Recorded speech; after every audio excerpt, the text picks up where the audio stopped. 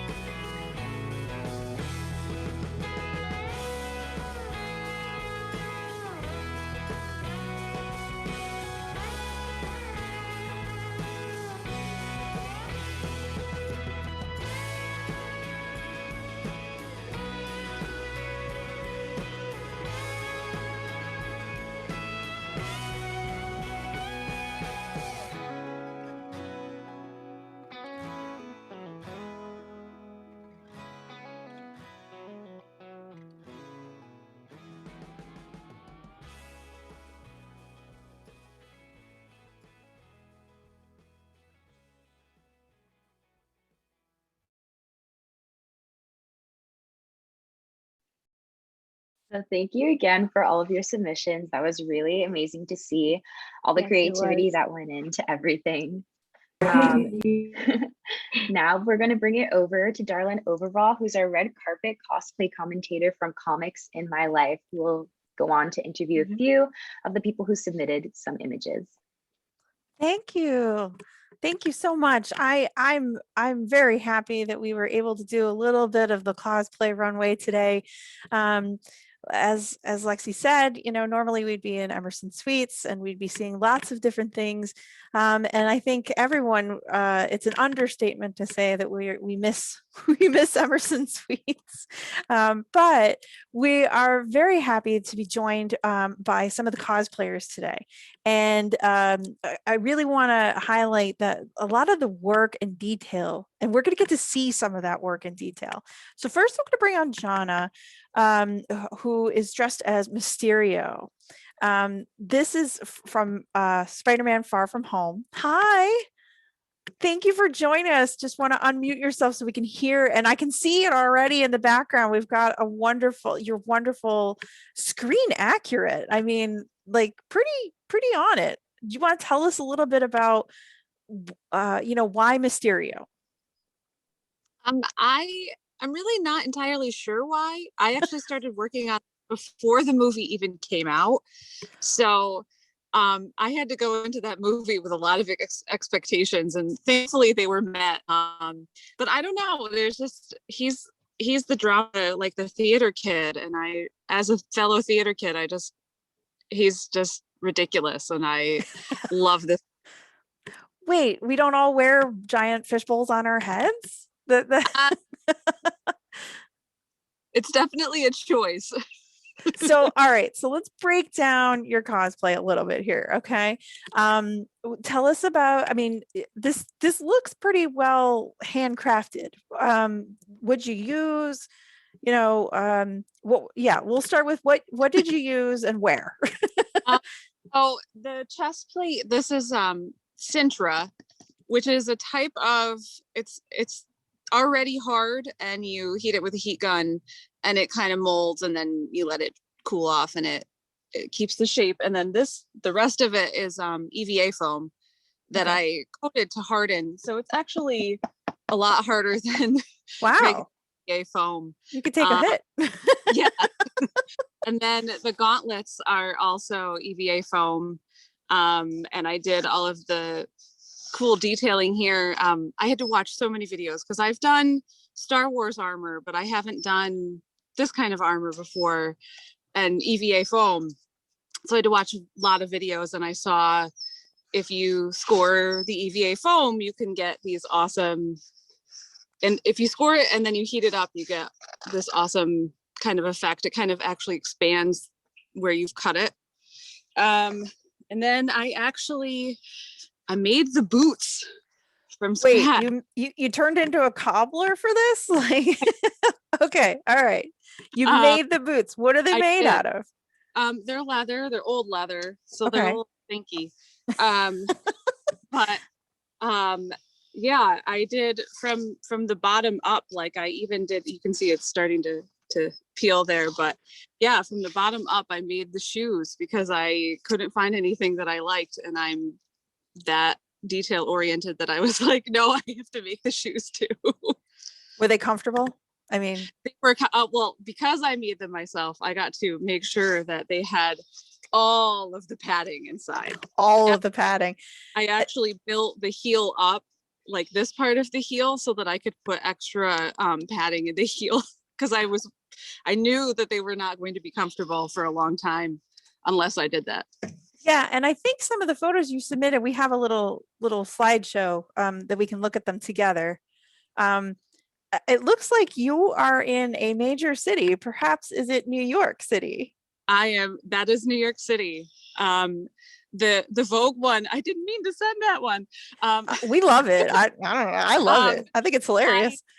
I wore it to New York Comic Con, and the day after, my friend that cosplays SpiderMan, he and I were like, let's go to Madison Square Garden.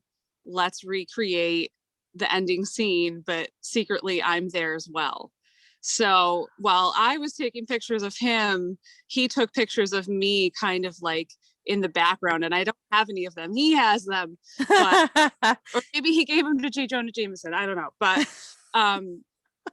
he took like secret pictures of me also walking near Madison Square Garden. So it was a lot of fun. And he even climbed up on the street marker, just like the film. And I was like, we're going to get arrested. We're going to be arrested.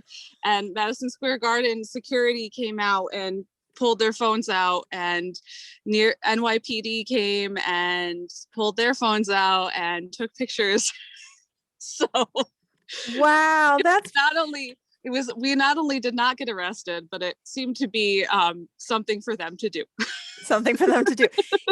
There is, so was that your first time at New York Comic Con? I'm just curious. I've been going since 2016. Okay. All right. So you kind of knew what to expect, hence the custom made shoes. You were prepared for the walking. You were prepared for, and for those of you who don't know, when you go, there is programming that happens at Madison Square Garden, and the Javits Center is like, I don't know, 3, 4, 5, 7, I don't know how many blocks away. And you usually hoof it to get there. So you do see quite a few people out and about, if you will. Speaking of seeing, can you see very well in this? This is my most frequently asked question. Yeah, I bet it is. So the one that's in the pictures and the one I have behind me, it's actually, I purchased an Etsy classic Mysterio. I purchased a classic Mysterio on Etsy. Ooh, I said that backwards. And this one is just, it's just spray painted inside. Oh. So you can actually see pretty good. Oh, that's, yeah. I'm trying to get myself in there. But no, we can see you. Yeah. Through this to see. So you can definitely see out of this. The one that I tried to wear for New York Comic Con, I couldn't see at all. And that was it was fine until fine. Everything's fine. Everything was totally fine until I feel like, and my friend would be like, they stopped taking pictures a while ago. I just kind of left you there because it was funny. So, and your friend was dressed as SpiderMan. So yes, did you do a lot of interaction with each other? It was funny. We would be asked for pictures and we would just pose like side by side. If anything did happen, I could not see it. I could not see it. What was one of your favorite fan reactions from your cosplay? I would say not even just like a singular one, but I do a lot of Star Wars and I do a lot of characters that are pretty obscure or people aren't paying enough attention, I guess, to the films to know the characters. And so I go to cons and people have no clue who I am. So going to cons as Mysterio, I have all kinds of people. I can hear people all around me like, oh, it's Mysterio, oh, it's Mysterio, oh, it's Mysterio. And it's like so exciting to have people actually know who I am. And then you get the occasional, oh, what are you, a spaceman? And that's close, but not. So yeah, I would say just people actually knowing who I am is such a great feeling. Oh, that's great. That's great. Any particular challenges that came up when you were, how long did it take to make? I started in April or May of 2019 to get it ready for October 2019. I worked a little bit on the costume every day, and some days like hours, and I still wasn't ready for New York Comic Con.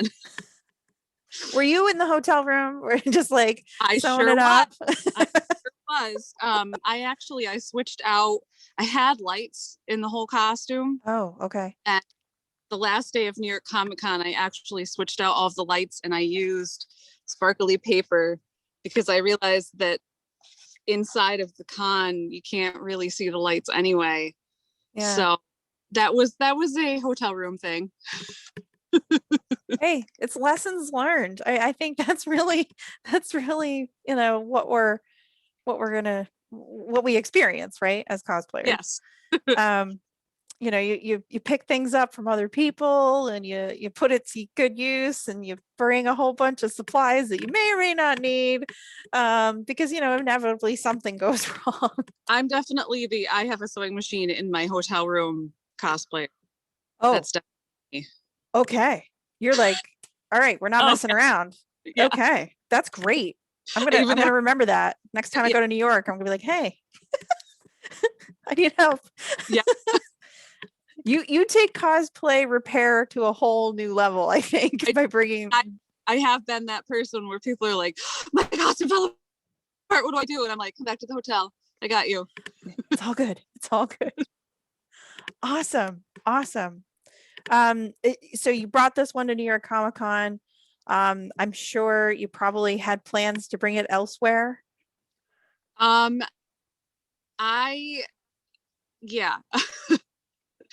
Lots of other things. I'm actually in the process of remaking the entire thing right now, which has been kind of a whole since March of 2020 kind of a thing where I've slowly been trying to find more stuff, and I've been working on it outside.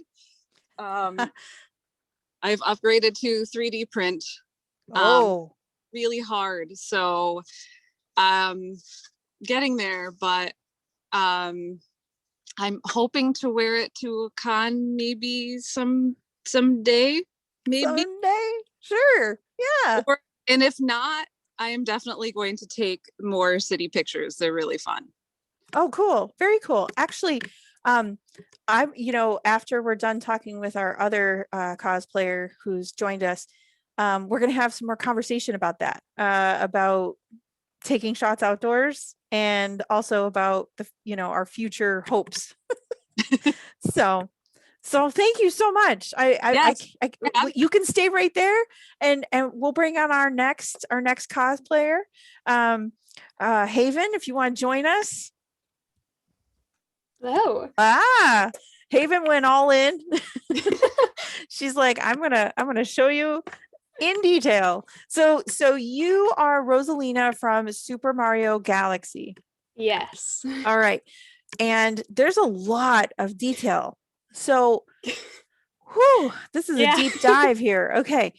I gotta ask, why Rosalina? What attracted you to this character? Couple reasons. I built this cosplay for a convention that was supposed to happen in 2020.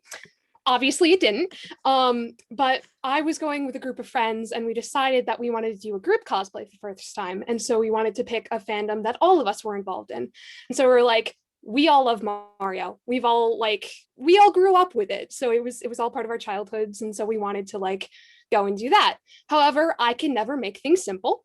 And so I decided to go with Rosalina, who was one of my favorite characters because I love space motifs.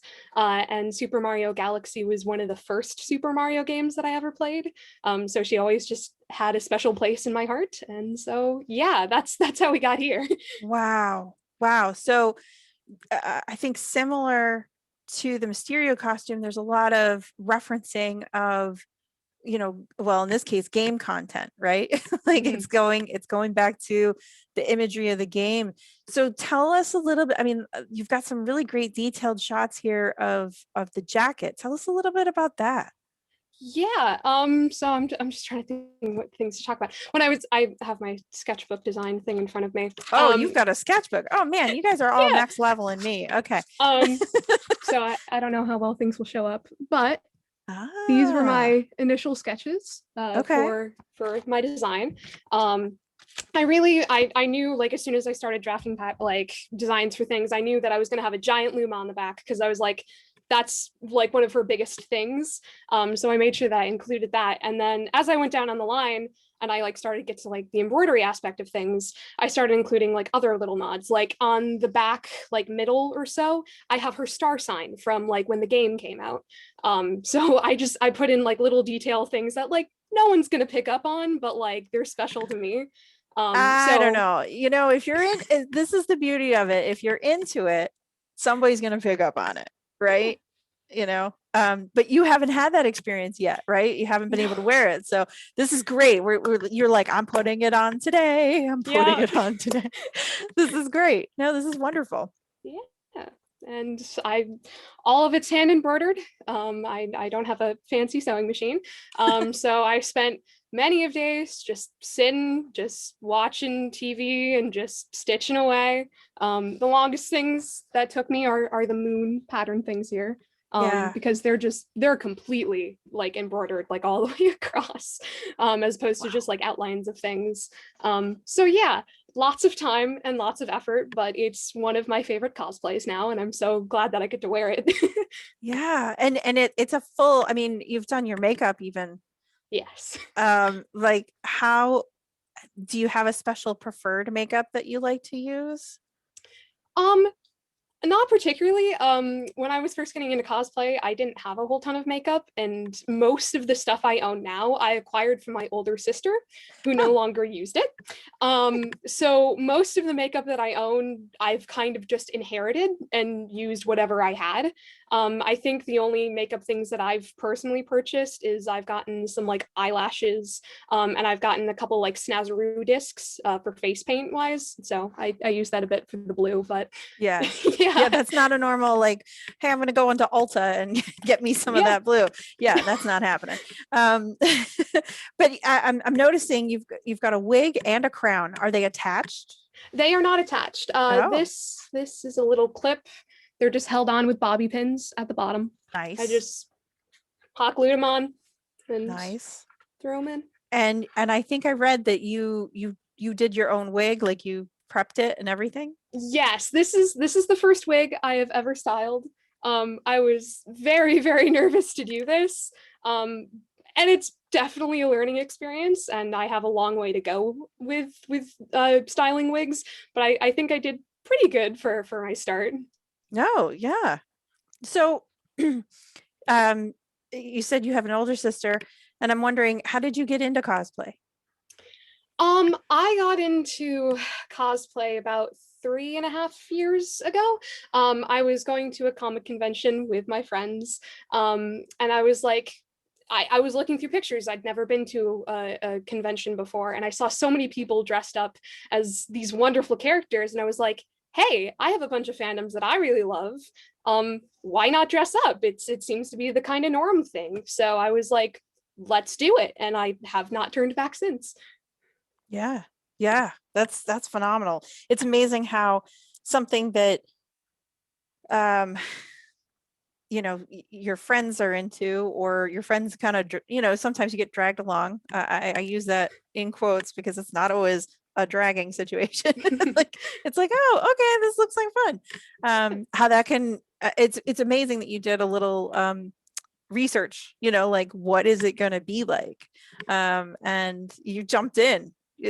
And I can't wait for you to be able to wear that at a convention in person. Fingers like crossed. This is so let's bring Jana back on, and let's talk a little bit about, oh gosh, I have so many questions. You know, like, what does cosplay mean to the both of you? I mean, we've talked a little bit about these specific cosplays, but just in general, what does it mean to both of you? How does it make you feel?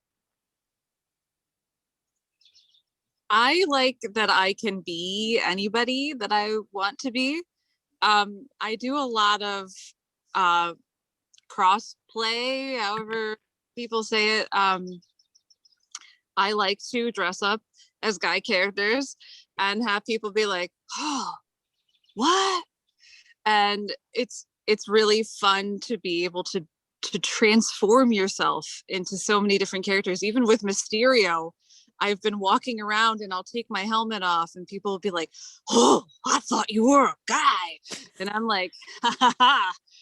Gotcha. And it's just so fun to be able to be anything. You can be anything with cosplay. There's no limits to what you can do and be with cosplay, and it's so fun.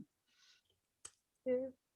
I think, I mean, two kind of reasons for me is like, number one, when I first went in my first cosplay to a convention and people recognized me and they were so happy to see a character that they loved and enjoyed, just like in real life, like right there in front of them. Just that was the one thing that got me so hooked on cosplay, to just see the joy everyone else had like seeing it. And then the other thing for me is that I'm a very creative person. However, like my drawing and my painting skills, they're not hugely up there. So finding cosplay and sewing was like perfect, because I was like, I finally found this creative outlet that like I can work with and it's going to turn out well. Awesome. Yes. Both. I resonate with both of what both of you are saying. I think I'm of a different generation. I'm I'm vintage. And you know, I think my first introduction to it was through Star Trek and Star Trek conventions. My parents noticed that I was really into it, and they were like, okay, well, there's this thing in town at the convention center. You want to go? And I'm like, yeah, I do actually. I saw people dressed up and I was like, oh, we can do that here? That's amazing. And it became, and I even met a friend from high school that I didn't know was into it at the convention. And I was like, wait, you're into this? Oh, we should be friends. So it's interesting when, you know, when you talk about that expression of self and allowing you to be whatever you want to be. So I know, are you still working on I know, Jana, you said that you're working on rebuilding. And Haven, are you working on anything new, or are you still sewing? Still embroidering? I haven't had any big projects like this one since I kind of finished it in 2020. But I've been working on a lot of cosplays in the Minecraft YouTuber fandom. Interesting place to be.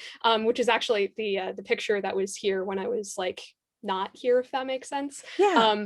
So I've been doing a lot of those, and those are more like geared towards like closet cosplay stuff. But I have been dabbling in some sewing and creation things and aspects of those. So I'm keeping myself busy, just nothing to quite this scale at the moment. Right. So I think that's the crux of it, right? So we're in 2021. You know, certain conventions have made their announcements of what they are doing or what they're not doing. And as an event designer by profession, I'm not seeing anything that's really serious until 2022, and that hurts. It really hurts.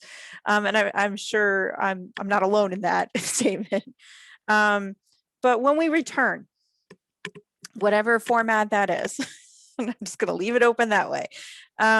What are your hopes for when we return to in-person live events? Have there been things that, and I could rephrase this, have there been things in the previous times that have not made cosplay super fun at a convention, and you would like to see that changed and have ideas for what could be made better for cosplayers at conventions? I know cosplay is not consent is a very big thing. It's a very important thing.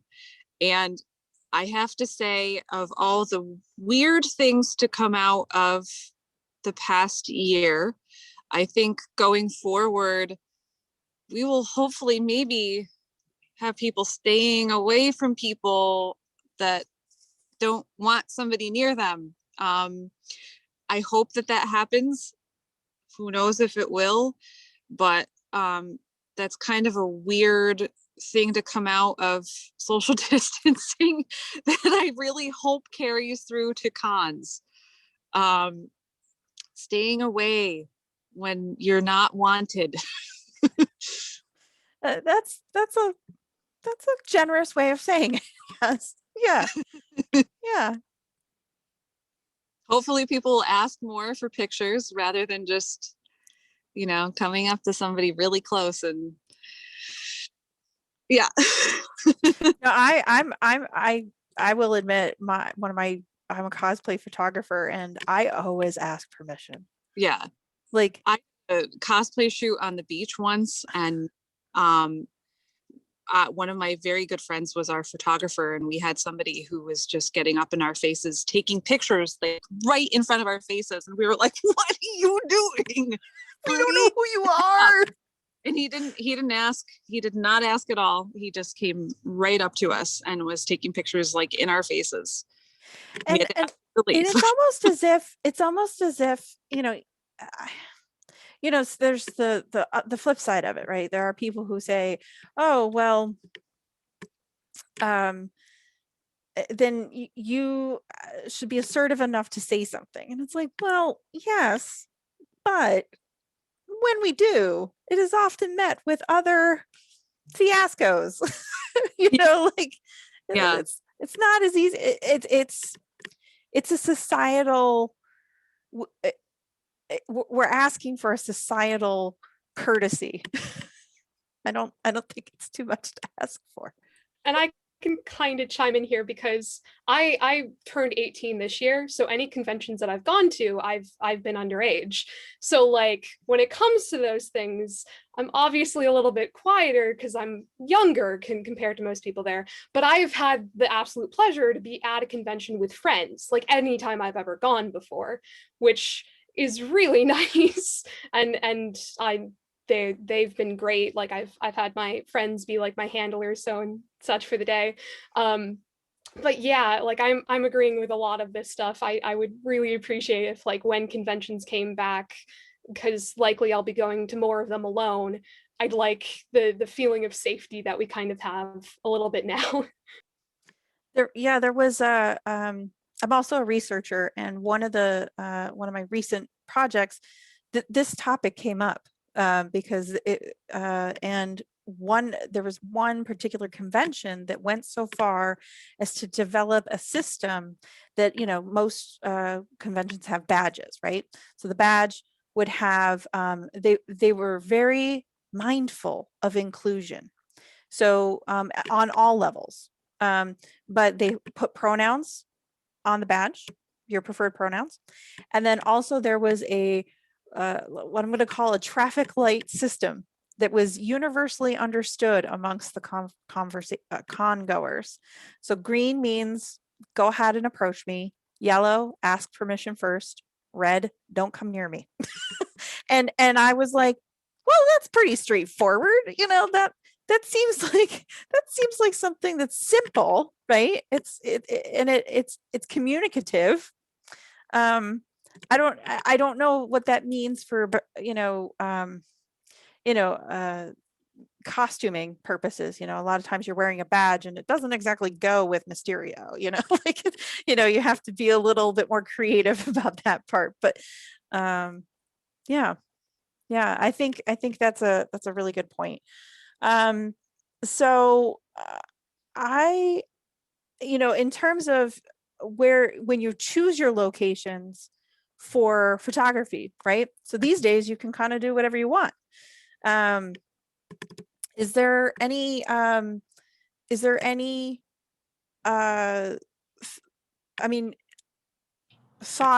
know, Haven, when you submitted yours, you had a name for it. Do you want to talk a little bit about that? I'll be 100% honest. That was something that, like, when I saw the prompt for Ithacon, I was like, I have pictures of me like outside in the real world, and I was like, I was on a bridge. I've got like this space motif for my character. I was like bridges between worlds. It's great. It's perfect. It was almost like it was planned, but it was like kind of one of those afterthought things. Yeah. Well, I thought it was perfect. I mean, it fit your character. It fit the concept of what we were doing. That's great. But in terms, I mean, and Jana, you said like, like the spots where you were important, not just to the character, but to, like, I don't know, the MCU even. Yeah. Like New York City. Yeah. There's another picture that I did not submit, and it's me giving a specific finger to the Avengers Tower, and I'm on the street and there's people walking by, but I'm in my full Mysterio costume Oh dear. with a finger up to, you know, Stark Towers, basically. Yeah, there is a building in New York City that looks alarmingly like Stark Tower. Yes. It's alarming. It's like, is this a real thing? Yeah, I wanted to talk a little bit about you know, choosing location and what it means. Are you guys amenable to that conversation? Yeah. I have some of my own photography that I thought we could take a look at. Give me uno segundo. Let's see, slideshow. There we go. Okay, so you know, in choosing this, oh, sorry, that's my cat. You know, sometimes, oh, stop. Oh, it's a slideshow and it won't stop. But that's my cat. This is actually sometimes leaning into when you're wearing the same costume as someone else, right? And this is actually outside of a convention hall. They had done this and I was like, hey, you know, could you keep doing it? I'm sorry. I'm just going to try to do one photo at a time because that's annoying. There we go. Okay, that's much better. You know, this is very, I mean, anyone who's been to a convention knows pretty much a Deadpool is going to show up. And kind of leaning into that weird factor of what do you do when you see yourself? Sometimes those can be fun moments to capture. And I couldn't help but put this one in since we have a Mysterio. Also, angle matters, right? I really wanted to make this one look like he was on a building. That's a little tricky when he's not actually on a building.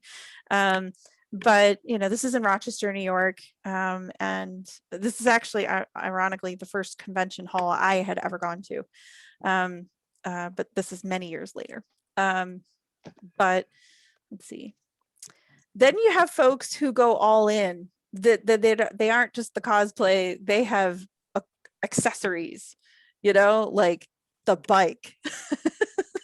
Can you imagine going down the road? And you know, occasionally I'll see a Jurassic Park Jeep.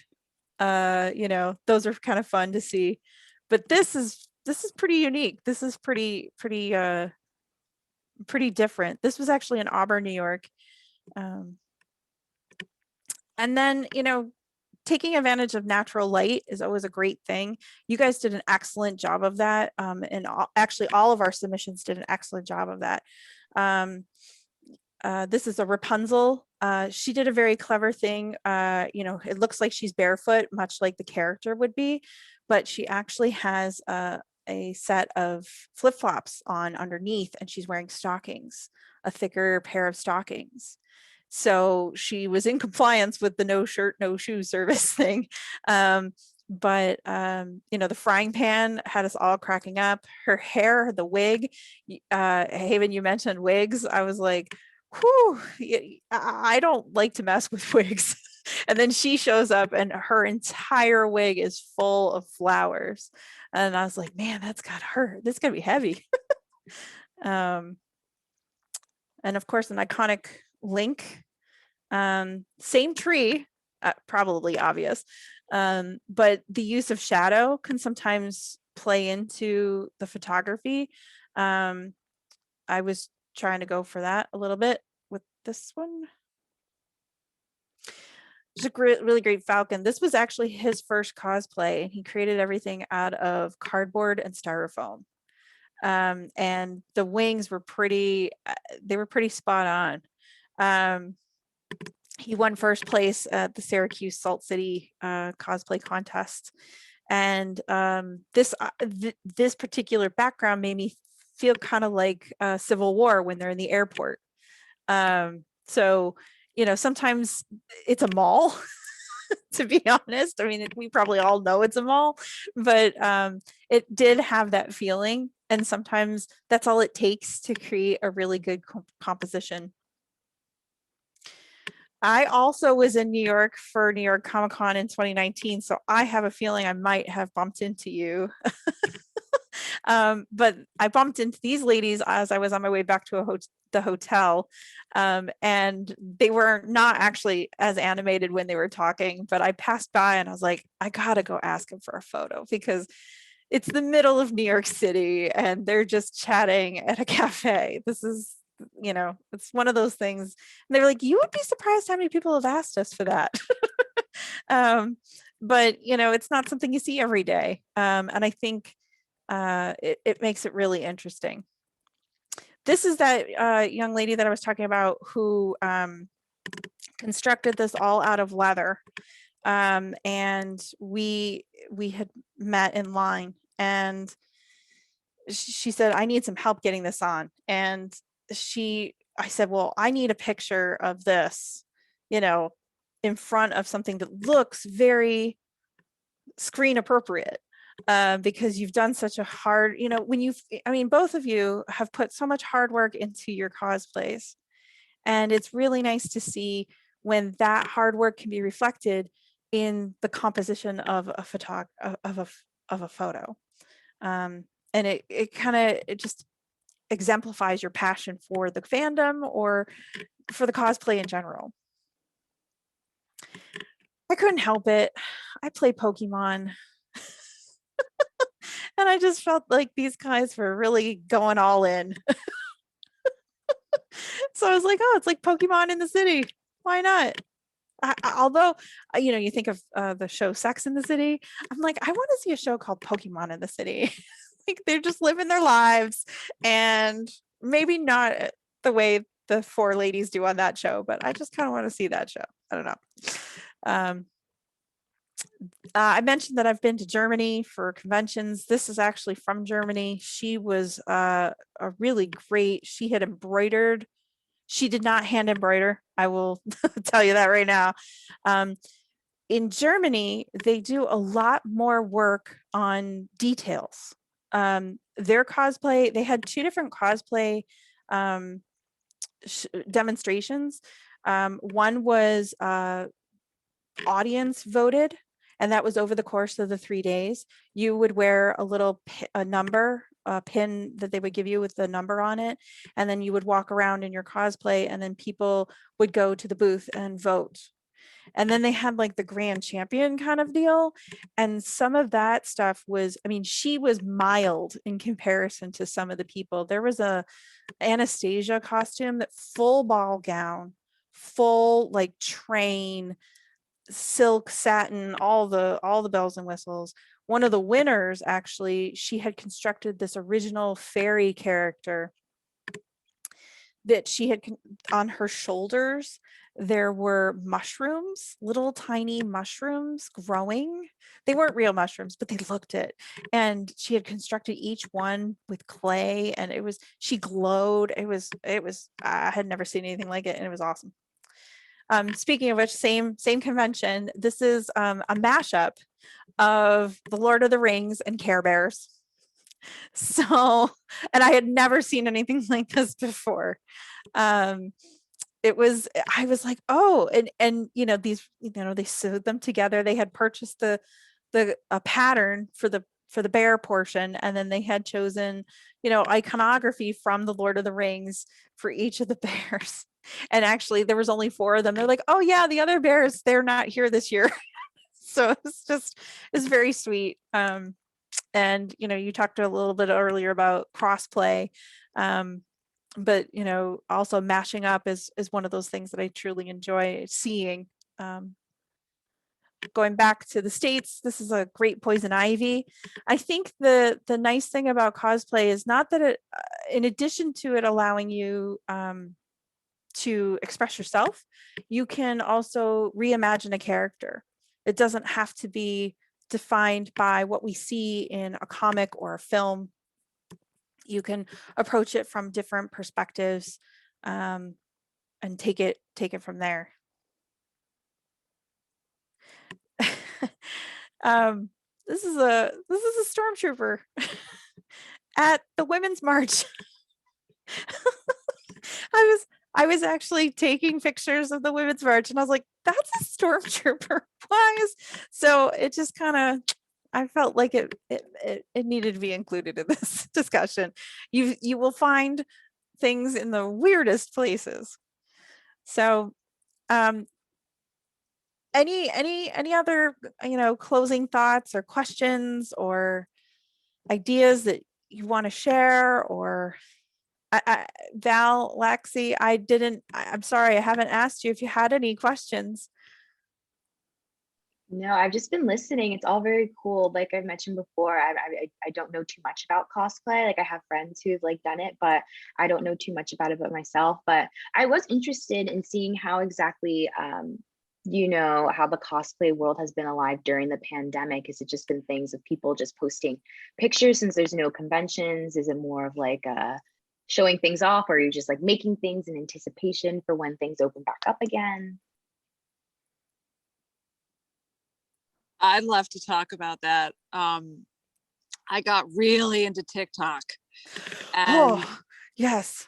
I have like so many videos of cosplay, and it's actually given me a purpose to cosplay, because I'm like, all right, got to put this on because I found this audio and I absolutely have to do it with this character. And like, that's part of why I'm working on Mysteria right now. Is, do I know if cons are going to happen? No, but TikTok is there and I got to get it done. Got your back. TikTok's got your back. I would say at least twice a week I get into full cosplay and film TikTok videos. Wow, that's great. Yeah, so it's kind of like I've given myself this crazy con schedule that has nothing to do with cons, but I can meet, so like I've met so many people that I know I'm going to be friends with for life now. Oops, my thing fell over. But all just through TikTok cosplay. It's crazy how many people are on there, and it's so fun because you can actually be the character. Like, aside from a con where you dress up and you take pictures, this allows you to actually be the character. Yeah, what about you, Haven? I can relate to that pretty heavily. I've been an individual who has been using like TikTok and like Musically for like since it came out as an app. So I've been around, and it's been really interesting to actually like see the platform like kind of grow. Because I know in the early years it was really heavily built on cosplayers. And then when it kind of shifted over to more TikTok, it was like dancing and like that kind of stuff. But now with like the pandemic and things, cosplay's been like coming back in a huge way. And a lot of the fandoms that I currently cosplay from, they're a lot newer. So you are seeing more and more people get into cosplay and get into these new kinds of fandoms because of the content that they see on TikTok. TikTok. And it's just really interesting to be able to like see the kind of shift in the way the media has been like kind of treating cosplayers, I guess. Yeah, that's true. Very true. Oh, I'm so excited that you guys have found a way to, I haven't gotten that, and I get excited by seeing cosplay on TikTok. I haven't gotten as motivated as you guys have to do it on TikTok. I'm gonna have to work on that now. I feel like that's gonna be in the wheelhouse. What else? I mean, any other thoughts, ideas as we come to a close? Oh, I know. What would you recommend for people who are getting into cosplay for the first time? You guys are seasoned now, so what would you recommend for people who haven't done it yet? I can speak a little bit. I don't want to call myself like a veteran yet, because there's still plenty of stuff that I'm learning every day. But like, if I were to give advice, is just, if it interests you, go and do it. A large portion of my cosplays are not things that like I personally have made. They're all things from like my closet. And some of those cosplays bring just as much joy for other people and myself as the ones that I spent countless hours making. So like, it's a lot of just, if it's something that interests you and you have this passion for it, you don't ever have to spend stupid, crazy amounts of money. that has always been my big huge thing as a cosplayer is I don't spend money on most cosplay things. I will use what I have to every extent.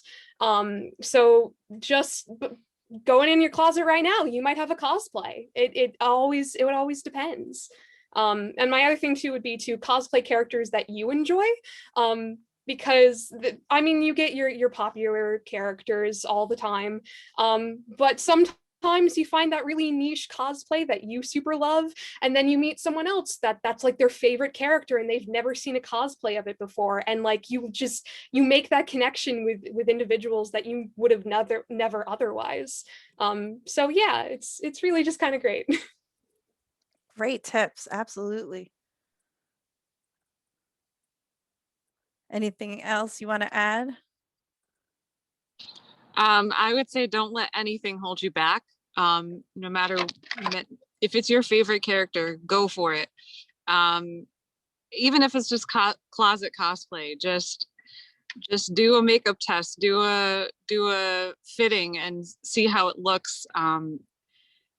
It's kind of amazing if you have the passion and the drive for a particular character, what even just a closet cosplay can make you feel. Great advice. Great question, Lexi. Thank you. All right, well, I'm going to turn it back over to Lexi and Val because I think we've come to our time. Thank you for joining us for Cosplay Runway Ithacon. We appreciate. Oh, Bill Turner has showed up with his cosplay. This is great. Awesome. Very cool. Yeah, I think we've had a great time. Hopefully we'll see you in person live for Ithacon 2022. In the meantime, we'll see you on TikTok. Haven and Jonna, do you want to tell us your socials so people can follow you? That doesn't help. No. It's still. Okay. I can go. I'm Rainbow Scarab on both Instagram and Twitter, though I use Instagram way more. And for TikTok, I am Edgy Pancake. Edgy Pancake. Got it. Okay.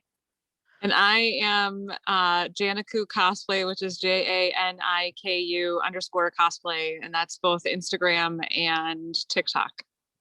And I'm on TikTok way more than anywhere else. And I am Darlene Overbaugh. I am at Comics in My Life for pretty much every social you can find: Facebook, Twitter, Instagram, TikTok, and Vero. It's a deep dive, that one. But I appreciate everybody for your submissions. I appreciate having Lexi and Valerie. You guys have done an amazing job of the back end of things and keeping us on track. And our special guests, our cosplayers, thank you again and enjoy the rest of Ithacon.